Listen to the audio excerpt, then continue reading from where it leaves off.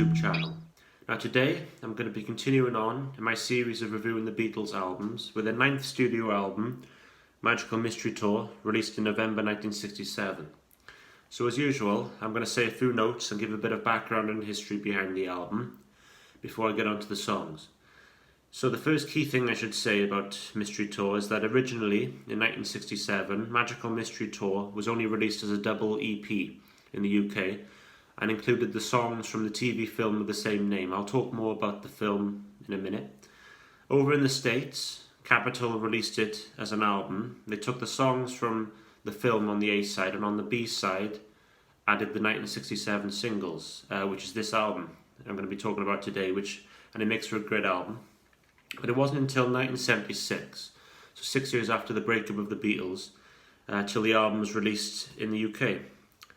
Then in 1987, when the Beatles albums were introduced to CD for the first time, Magical Mystery Tour was included, and fast forward to 2009 when the Beatles remastered albums were released, it was also included. So these days it's generally thought of as part of their catalogue, and being as I'm reviewing every Beatles album, I'm decided to make a review of Magical Mystery Tour as well.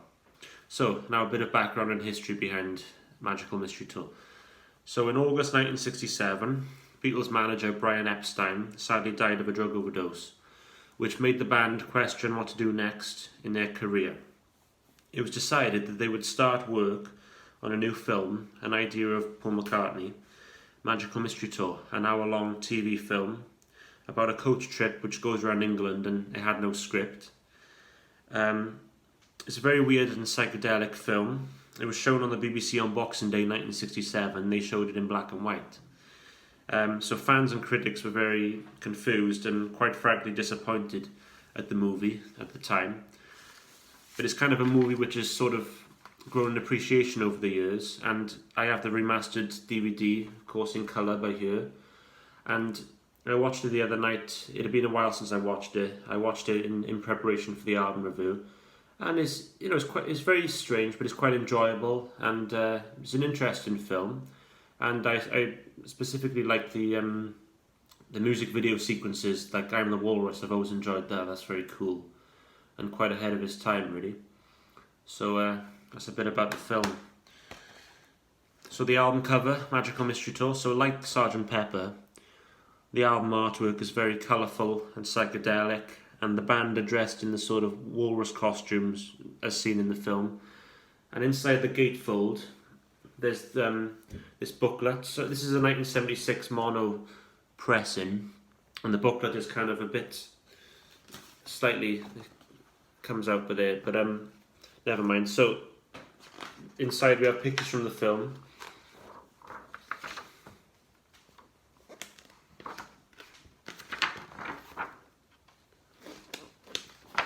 And there's a comic as well there, so it's pretty interesting.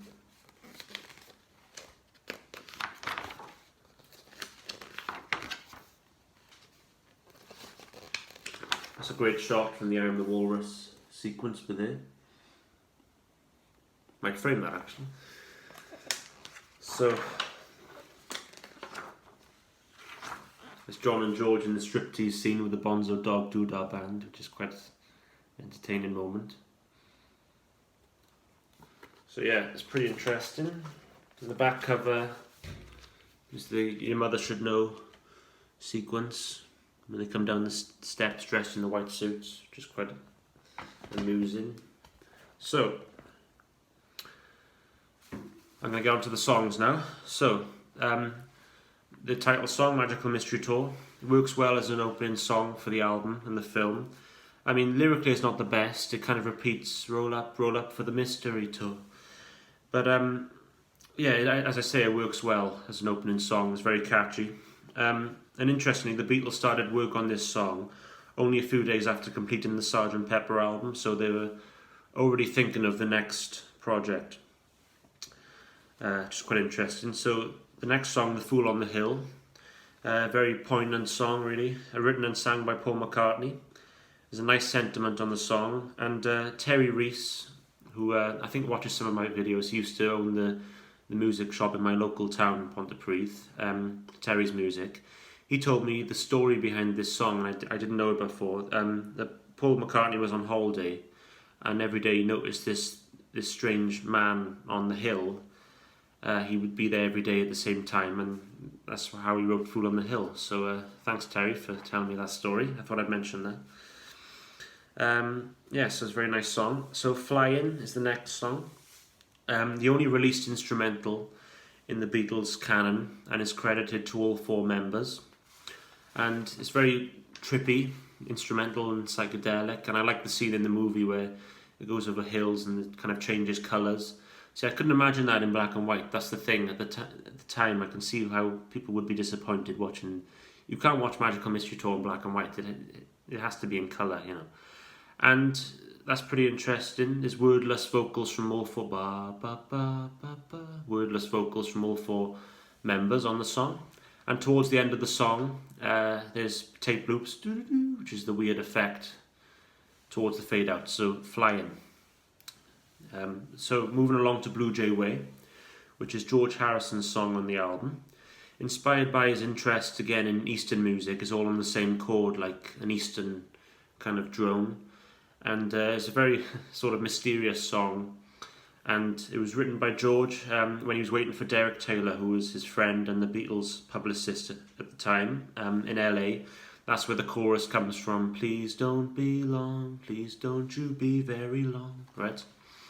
Just take a sip of drink, some Coke there. So moving along to Your Mother Should Know, which is a Paul McCartney sort of vaudeville 20s style ditty in the vein of When I'm 64. I mean, it's catchy, nice melody, is inoffensive really. I mean, it's a nice song, and I like the sequence in the film towards the end, the Your Mother Should Know sequence, when they're coming down the steps dressed in the white suits doing a kind of dance routine. There's obvious Paul thought of that moment. So next up we have John Lennon's perfectly nonsensical masterpiece I Am the Walrus, which ends side 1. So John wrote the song and is inspired by the fact school kids were analysing Beatle lyrics at the time, and so John purposely wrote the most confusing set of lyrics, you know. And yeah, it is pretty. The lyrics are nonsense, but that's what makes the song different and weird and unique. And the opening line, "I am he as you are me, and we are all together." When I first heard the song, I used to read it as "I am he as you are me," and I couldn't get my head round for ages the fact that I was saying it wrong. Okay, so that's "I Am the Walrus," and that's side 1. So on to side 2, which is the 1967 singles, starting with "Hello Goodbye," the A side of "I Am the Walrus," and that opens side 2. Paul McCartney wrote the song. It's a very catchy pop tune. Again, it's kind of just inoffensive, catchy.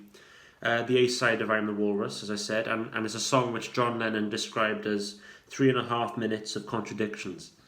And it's funny John would say that, considering Walrus, the B-side, is just as confusing lyrically. So I think he would say some things just to get an effect or reaction, out of people. So moving along to Strawberry Fields Forever. So I mentioned in the Sgt. Pepper album review that this song and Penny Lane, the double A-side single, were intended for Sgt. Pepper, but were put out as a single instead. Well, they found a home on the Magical Mystery Tour album. The 2 songs is Strawberry Fields and Penny Lane. So Strawberry Fields was written by John Lennon about a real-life childhood location in Liverpool that John remembered from when he was younger. And as I mentioned in the Sgt. Pepper review, I've been on the bus tour and I've seen Strawberry Fields and Penny Lane, and I recommend it to anyone. It's a really great trip. And the song is very psychedelic, experimental, and unusual, really. The introduction of the song is played on the mellotron. Paul McCartney plays the intro. The mellotron, an early version of the synthesizer. And there's the use of brass and strings on the song. It's a grand achievement, and the song took almost a month to record at Abbey Road Studios in London, late '66. So Strawberry Fields and Penny Lane, the 2 songs, were recorded before Sgt. Pepper was recorded, and certainly before the Magical Mystery Tour sessions, but I'm glad they're included on this album. So Penny Lane, the next song, which is linked with Strawberry Fields. This is Paul McCartney's song about a real life street in Liverpool called Penny Lane, and it's very different to John's Strawberry Fields, which is kind of darker, I suppose. This is more chirpy, it's more of a pop tune. It's a surreal look at some of the characters on the street. And David Mason is the guy who plays the trumpet on this song. And the story goes that Paul was watching TV and David Mason was playing Brandenburg's Concerto on the trumpet, a classical piece. And Paul thought, I'm going to get him to play on Penny Lane. And Paul wrote the score and David Mason played the trumpet solo, which is heard on Penny Lane. So, moving along to Baby You're a Rich Man, which is an underrated song. It doesn't get talked about or played really as much as some of the other songs I've mentioned in this review. The B-side of All I Need Is Love, it was. Released in July 1967 as a single. And Brian Jones of the Rolling Stones plays the clavio line, which is the strange instrument heard at the start of this song, right? As a catchy chorus, baby you're a rich man too. Yeah, it's a pretty good song. So the final song on the album, All I Need Is Love, which was an anthem for the summer of love, 1967 summer, you know, the hippie era. All I Need Is Love, man, you know. It was performed and recorded on the Our World TV show, the first ever satellite link-up around the world, in June 1967, recorded at Abbey Road Studios.